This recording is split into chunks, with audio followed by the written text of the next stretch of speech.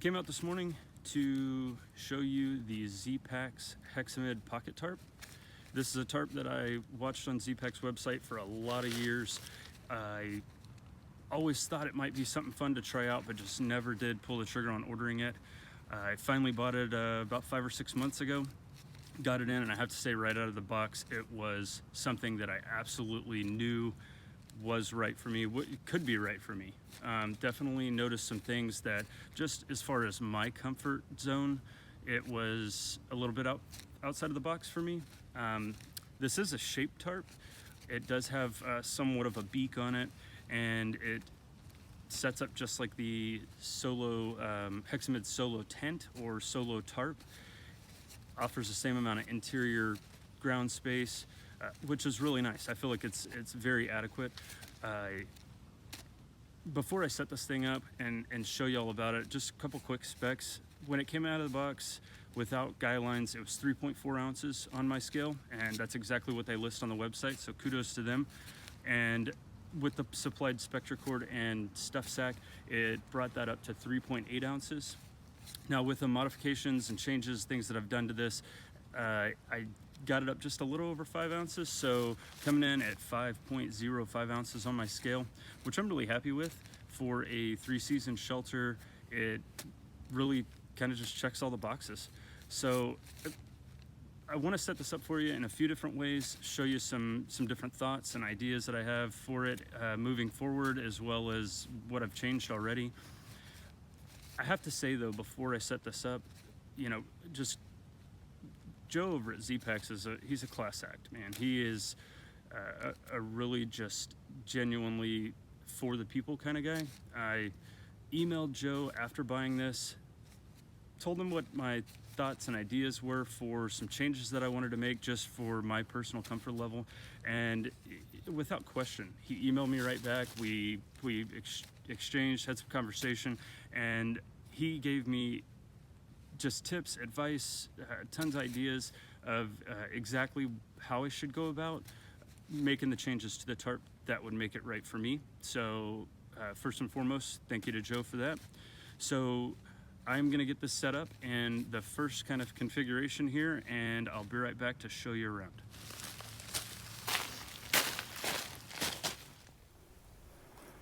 All right, got it all pitched up, and first things first, I'm gonna just ask you to please excuse the crunching. It has been kind of raining and snowing here for the last couple of weeks, and then last night it got really cold and all the snow on the top has just turned to ice. So I'm crunching and crackling through all this stuff.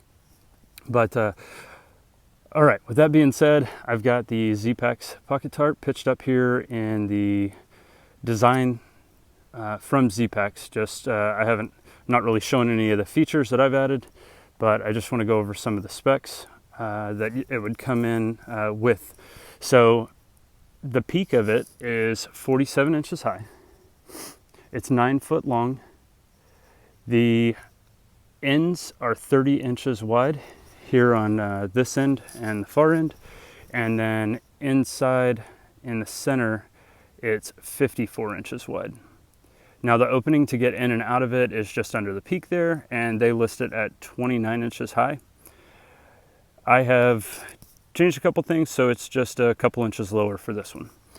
All right, so I'm gonna just do a quick walk around, and it does come with the 1.25 millimeter Spectracord in yellow. I tried that out at first and ended up swapping out to the reflective 1.25 millimeter Spectra. The tie outs that it comes with are, of course, the front on the peak, and then you have the four corners and this back corner in the center, and then you have your two tie outs on the back of the tarp that are for more windy times. And then this other tie out on the side is something that I added, so I'll go over that here in just a second. But I just wanted to give you kind of a full walk around of the tarp here. And inside I have a Thermarest NeoAir X light on a piece of polycryo and a 30-degree quilt that I made. The quilt is 78 inches long, if that matters. I mean, there's plenty of space under there, you can see on that end, and it's pretty evened up. So you can see that there's about the same amount of space on this end, and that space is over a foot. It's probably 15 inches or so. So as far as features go, on the inside here at the top, you have, of course, the cup for the trekking pole, and then there's just one tie-out loop there. And then other than that, it's just open space, and it's got a nice airy feel to it. Haven't really had it out in hot weather, but I have to say, with the different way you can pitch it, getting just as much space as you want really should offer some good breathability, and you can pitch it down closer to the ground in really cold or windy weather. But I've only been in one rainstorm in this, and I mean, it held up fine. I didn't pitch it any lower. All right, so I'd like to climb in here and just kind of show you the space with me in it. So I'm gonna put the camera down and I'll be right back.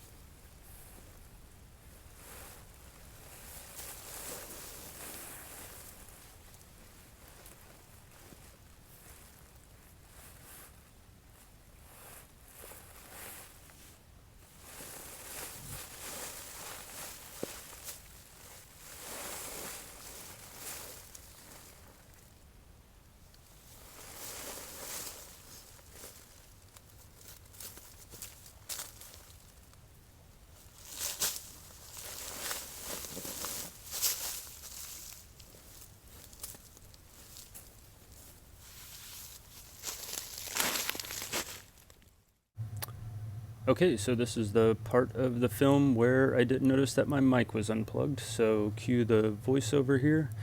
And this is taking a look at the pocket tarp with the Serenity net tent inside.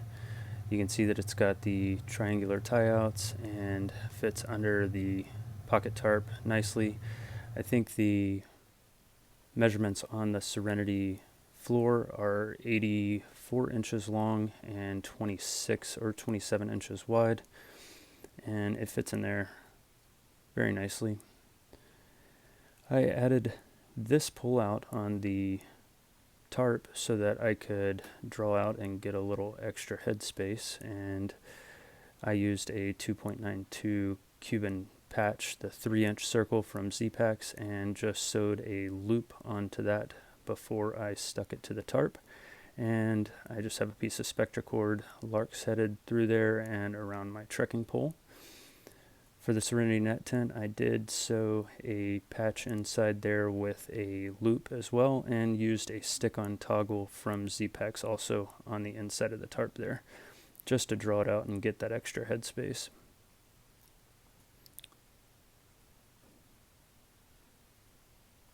Definitely makes a lot of difference getting that extra area there to sit up and not brush your head against the net.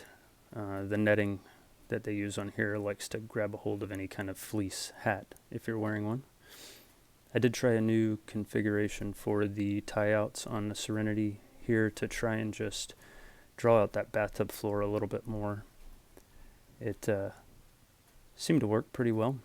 Basically just added a piece of spectracord, kind of like a dog bone with a loop on each end, and then attached it at the stake, and then hooked it into the mitten hook that is already provided on the tie-out for the Serenity net tent. One of the main things that I was just showing you there was the Serenity net tent does take away a lot of the space in the back of the tarp. You lose about a foot or so of area back there from where the net tent just does not have that space covered. So looks here like I'm just about wrapping up with the Serenity net tent, and I'm going to set the camera down and climb inside here. This is something that I have started to do with all the setups and different ideas that I have when I'm making these videos for how much room you have inside. I've gone over my size. I'm 6 foot tall and about 170 pounds, and so I just wanted to climb in here and see what it show you how much space I had. The Serenity net tent does offer 45 inches of head clearance at the peak, and then there was plenty room to be able to move around in there, and of course set up and whatever you needed to do, change or anything like that. And just taking a look inside here at the headspace and how it fits in there. It does have the one closure on the right side with the zipper door, and that just tucks back there. And it looks like I've got it pulled a little to one side there, so it's a little tight where that pull out is. And now wanted to take a look at the modifications that I made to the tarp. So the Hexamid Solo tarp and Solo tent came with storm doors of some sort, either a beak or storm doors, and the latest version had overlapping doors that could be rolled up individually or rolled back all at the same time. And that's basically what I did here. I bought a piece of Cuben fiber in olive 0.51 weight from Dutch Wear Gear and made a pair of storm doors. Because I just got 1.5 yards, it was not quite wide enough to make the doors come all the way down to the tie out, so I did add a piece on either end with a flat felted seam and then seam taped it to just reinforce it and get all the way down to the tie out. I put some stick-on loops and toggles so that when I roll the doors back I could attach them and keep them from falling back down. And then I used a free hook that I got from Dutch also, and that's how I pull the doors down tight. So there you can see the overlapping at the front, and that's just going to keep any kind of like straight down rain, or when they're pulled tight, any rain blowing in from the side as well from coming into the vestibule area. This adds a ton of space and I really like it. I think it was a nice addition to the tarp and definitely makes it a little more well-rounded. And I think at this point I'm actually going to set the camera down. Yep. And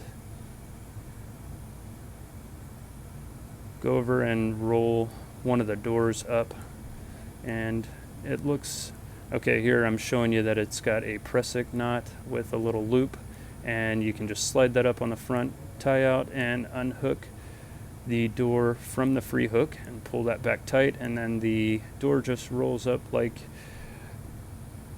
just like the Hexamid would on the tarp or tent, and then something like the Gatewood cape as well. I reinforced the end tie out there with another Cuben patch and just added a loop of Spectra cord there that is tied around a piece of grosgrain, so I can attach it and then just pull that press-it knot back tight and everything's pulled into storm mode. So wanted to show another setup here, and I brought out the MLD Solo Ultralight Solo Bivy. This is a bivy that I've really come to like. At first I thought it was a little small for me, but after spending some time with it, I've really started to like it. It's very, very small. It does fit inside this quite well. I just have it laid out on the piece of polycryo there. And I have the front of it, the hood, tied up to the same toggle I used for the Serenity net tent. Inside I have the same quilt that I used earlier, as well as a Thermarest Pro Light, which I believe is a 1 inch or 1.5 inch thick pad. It is an inflatable pad and it's regular size, so it's 72 inches long, and then it's a mummy shape, but it's 20 inches wide at its widest. So I am going to keep to normal form here and set the camera down and go climb in this. Not sure how graceful it ended up being, but wanted to show you kind of how I fit in there anyways. Did a review on this Bivy not too long ago, but didn't really set it up, or I just took it out and talked about specs really. And so here I am climbing inside there, tucking in the quilt, and gonna just pull this over now. I did remember to tie a zipper pull to the smaller YKK zipper that this has, and it makes it much easier to zip the bivy closed. And then once I'm inside here, you can see me kind of just moving around, and it really feels spacious. I feel like I have enough room in there. It is something that the thinner sleeping pad makes all the difference in the world, and really allows for someone my size to fit in here and be able to sleep comfortably. So now I'm gonna work on maneuvering out of here, it looks like, and get my shoes back on. And this is where the video is going to come to an end. So certainly appreciate you taking the time to watch. I know this was a really long video, but there was a lot that I wanted to cover and a lot that I wanted to go over throughout this video. So if you have any comments, just drop them in the box below. Thank you.